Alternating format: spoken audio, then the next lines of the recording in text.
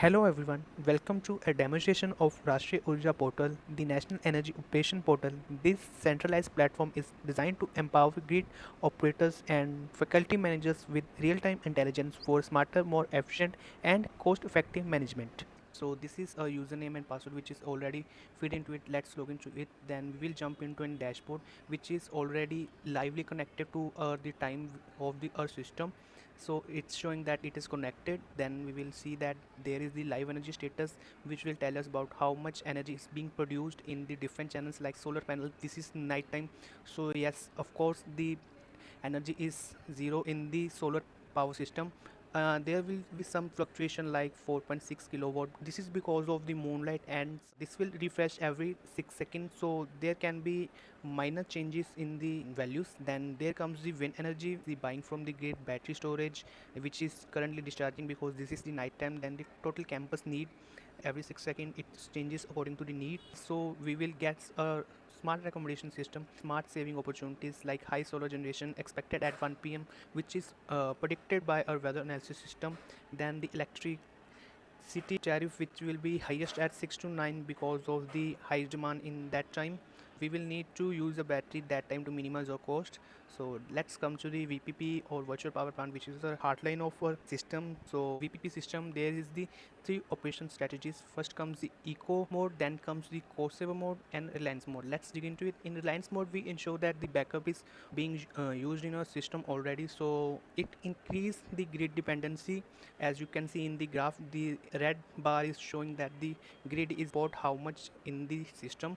Then the grid cost avoided today is 6325, which is very less, but it ensures the backup. Like there is any power cut in the system, then it will ensure that the batteries are full. Then the cost saver mode, which is like the grid cost is avoided 10,000 rupees via it, and the CO2 emission is today is the 1.14 tons, that will remain same. Then the renewable self consumption is also increased, as you can see, and the grid dependency also decreased.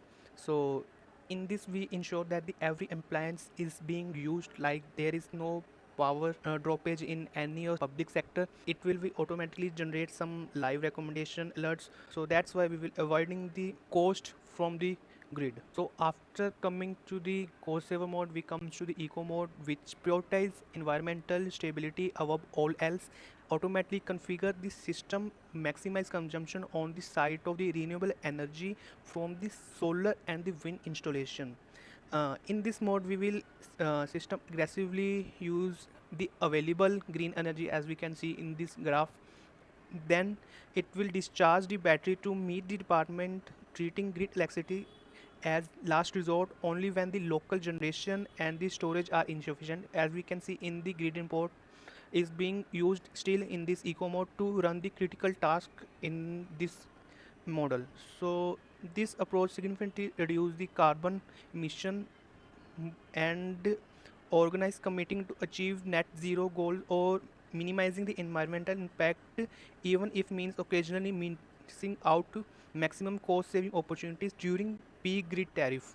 That's why the grid cost is the lesser in the eco mode compared to the cost saver mode in our model. After the eco mode, we jumps to the load optimization page. In the load optimization center, as we can see here, it will transfer the energy from passive monitoring to the active intelligent control. As we can see here, it will toggle off, and the available energy will be, which is shown by this chart, will be decreased or increased respective to our load. So we can also add a load into it via naming. Just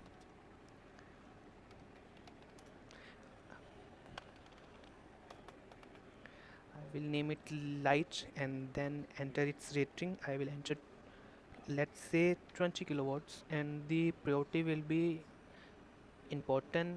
And there's come the option I can toggle or can't toggle.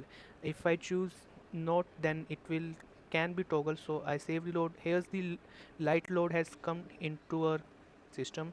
Then via clicking it, the renewable energy is being reduced.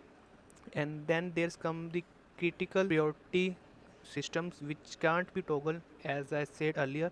Then we will get some the air recommendation as excess solar predict, which is already being monitored by our VPP, which is eco mode and etc. Then there's the scheduling time where we can see, and a graph is being shown. Here we can analyze manually all the details which can provided by a system energy, and we can see the warning is being issued through this data. So the warning says that peak load exceeded, as we can see line chart. Then we comes to the weather analysis. Here comes the analysis which will be monitored by the APIs or IoTs into a system. If someone has their IoT system already installed, then we will our platform can easily connect with it. Or if it doesn't have, then we will just have to put our location and it will take the data from the APIs which are available in their areas or the nearest location, we can say. Then the connected API shows that the temperature, humidity, wind speed, and the cloud cover for the solar prediction. Then there's come the weather trend versus power output, and we can simulate prediction manually while changing this graph according to our needs or analysis. Then here comes the monthly, then comes to the report page which tell us about the monthly performance report. Then we can see that there are the monthly saving which is updated every month. Then the renewable utilization, carbon reduction, and battery efficiency. Then here we can see the pie chart which is show that the energy source mix of different renewable different energy which are being taken and utilized by campuses. Then the monthly grid dependency trend, as we can see that every month the grid dependency is reduced. This is because the renewable utilization is being increased every month because of the higher data and the accurate one which is being reported by a system. After reports we comes to the settings, that we can see that there are different VPP strategies which I earlier explained is briefly introduced in this settings. Then we can see the battery health which is monitored by the IoT system, which can be later integrated into a system. Then the grid tariff, it is automatically updated through the API which is present in a system. Then the notification, we can customize it throughout a preference. Then the user and roles, this is whole explanation of prototype. So thanks you for exploring Rashtriya Urja Sanchalan portal. Together we are powering a smarter, greener, and more resilient energy future for India. Thank you.